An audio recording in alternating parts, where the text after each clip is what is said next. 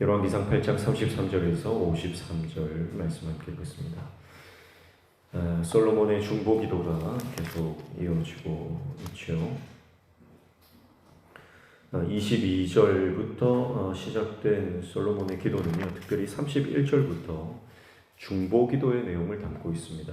그래서 오늘은 33절부터 읽었는데 앞부분 31절부터 32절까지는 분쟁이 일어났을 때 그때를 상정한 기도고요. 33절부터 34절까지는 전쟁에서 패했을 때를 위한 기도, 35절부터 37절까지는 가뭄에 대한 기도, 37절부터 40절까지는 재앙과 질병에 대한 중보 기도, 또 41절부터 43절까지는 이방인의 간구에 대한 기도, 44절부터 45절까지는 전쟁에 대한 기도고요. 46절부터 51절까지는 포로로 끌려간 백성들을 위한 중보 기도입니다.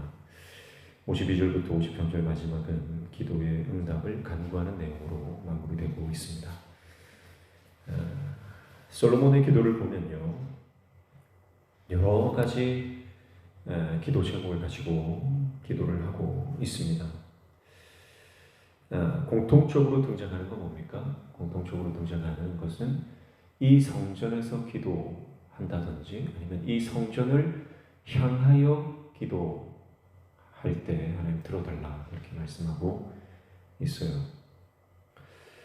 솔로몬의 기도를 보면요, 어려움이 닥쳤거나 중요한 사건이 발생했거나 아니면 어떤 일이 일어나더라도 하나님께 기도하는 그 백성들의 기도를 하나님이 들으신다는 신앙이 담겨 있습니다. 그리고 이 성전을 향하여 기도하는 거니까요, 이 성전이 바로 하나님을 바라보는 통로가 되기를 기도하는 거죠. 이 성전을 향하여 기도는 하는데 솔로몬이 고백하는 하나님은 어디 계십니까? 주는 하늘에 계시다, 이렇게 고백하는 거죠. 그러니까 하나님이 이 성전 안에만 머무시는, 성전 안에 국한된 분이 아니라 하나님은 온 우주에, 온 세상에 존재하시는 하늘의 하나님이십니다. 그러니까 이 성전을 향하여 기도하는 것은 이 성전이 그 하나님을 바라보는 도구, 통로가 된다라고 하는 것을 인식하고 있는 것이죠. 그래서 이 성전이 하나님과의 관계가 회복되고 하나님의 응답을 받는 기도의 통로가 되게 해주십시오. 그래서 어떤 상황에 빠져 있든 어떤 어려움을 당했든 백성들이 앞으로 당할 모든 일들을 나열하면서 하나님 어떤 상황이든 이 성전을 바라보며 하나님을 기억하게 해주시고 이 성전을 바라보면서 하나님 앞에 간구하며 기도할 때 하나님 이 백성의 간구를 들어주십시오. 그렇게 이 성전의 그 중심, 하나님 중심의 신앙을 고백하고 있는 것을 볼 수가 있습니다. 특별히 8장 22절 기도를 시작할 때 솔로몬이 온 회중 앞에서 서서 하늘을 향해 손을 펴고 기도를 시작하잖아요. 그래서 손을 펴고 온 회중을 바라보면서 그러나 일어서서 하나님 앞에 기도를 하는데요.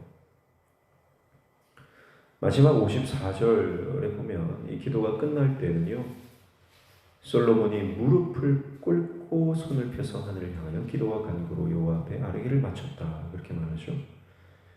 그러니까 이 기도가 시작될 때 서서 기도를 했다가 마지막 기도를 할 때는요, 무릎을 꿇은 상태로 마무리했다는 거죠. 그러니까 기도하다가 자연스럽게 무릎이 꿇어졌다는 겁니다. 그러니까 솔로몬의 기도는요, 왕이 그 수많은 백성들, 회중들 앞에서 무릎을 꿇었다, 왕의 체면이 없는 겁니다. 하나님 앞에 기도할 때는 체면이 필요 없습니다. 솔로몬의 기도는요, 체면을 버린 기도다, 이렇게 볼 수 있는 거죠. 여러분, 우리가 왜 기도의 깊은 곳으로 나아가지 못하고 기도의 어떤 신비를 경험하지 못하느냐? 그것은 내가 가지고 있는 체면 혹은 내가 가지고 있는 어떤 틀 때문일 수 있습니다. 솔로몬은 그 틀을 깨는 겁니다.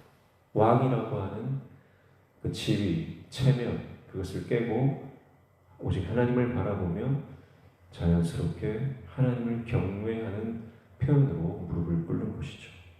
오늘 저와 여러분의 기도가 무릎 꿇는 기도, 체면을 버리고 자기 방식을 버리고 하나님 앞에 겸손히 기도하는 기도가 되기를 축복합니다. 두 번째 솔로몬의 기도는요, 오늘 이 기도를 보니까 자기 자신만을 위해서 기도하지 않죠. 모든 백성, 그 백성들이 당할 모든 상황들을 가정하며 기도하는데, 백성과 또 이방인들, 또 적국의 백성들, 적국의 사람들까지 확장되어서 이 기도를 하는 것을 볼 수 있습니다. 그리고 이 기도는 당대에 그치지 않고 후대까지 연결되는 것이죠. 솔로몬의 기도는 성전에서 시작해서 법정까지 이어지는 기도, 예배당에서 시작해서 백성들의 일상 그 깊숙이 들어가는 기도, 이스라엘에서 열방까지 뻗어나가는 기도입니다. 기도의 지평이 넓어지는 겁니다. 그리고 기도의 열정도 중요하지만 기도의 지평이 저는 더 중요할 수도 있습니다. 나의 기도가 자신만을 위한 기도, 내 가족만을 위한 기도가 아니라 온 열방을 품고 기도하는 이 솔로몬의 기도가 되기를 축복합니다. 그래서 골방에서 열방을 품으라. 골방에서 열방을 품고 내가 사랑하는 것만을 위해서 기도하는 것이 아니라 내가 사랑하지 않는 사람을 위해서도 기도하고 내가 용서할 수 없는 사람을 위해서도 기도하고 내가 품을 수 없는 사람을 위해서도 기도해야 하고요. 내가 좋아하는 것만, 내가 사랑하는 것만, 내가 원하는 것만을 기도하는 기도를 탈피해야 합니다. 내가 원하지 않는 것까지도 하나님의 그 마음이 다 있는 곳이라면 어디라도 내가 그것을 위해서 중보기도할 수 있는 이 솔로몬의 기도의 지평을 우리는 배워야 하는 것이죠. 마지막 솔로몬의 기도는 굉장히 구체적이다라고 하는 것을 볼 수 있습니다. 백성을 향한 왕의 심정, 또 백성이 겪을 수 있는 구체적인 정황, 모든 것들을 담고 있습니다. 아주 구체적으로 또 앞으로 어떤 일이 발생할지에 대한 그 아주 상세한 그 상황들을 나열하며 솔로몬은 기도를 하고 있는 것이죠. 막연한 기도, 추상적인 기도가 아니라 현실적이고 구체적인 기도입니다. C.S. 루이스의 스크로테이프의 편지라는 책에 보면 악마 스크로테이프가 조카 워무드에게 이렇게 조언합니다. 성도들이 기도하도록 내버려두라. 대신 구체적으로 기도하지 못하게 하라. 그렇게 말해요. 기도하는 거 그거 상관없다.